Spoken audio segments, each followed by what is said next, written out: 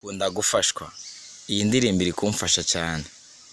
Uwo mubyeyi yabyaye umwana amuruhije akora icyo ashoboye cyose ngamukuze ariko igiteye agahinda.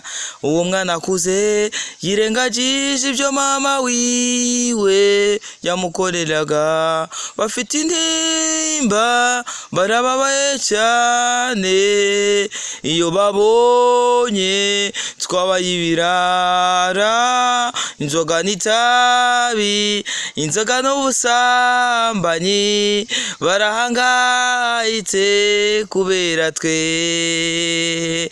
Bafite intimba barababaye cyane iyo babonye twabaye ibirara, inzoga n'itabi, inzoga n'ubusambanyi, barahangayika kubera twe. Ababyeyi baradukunda.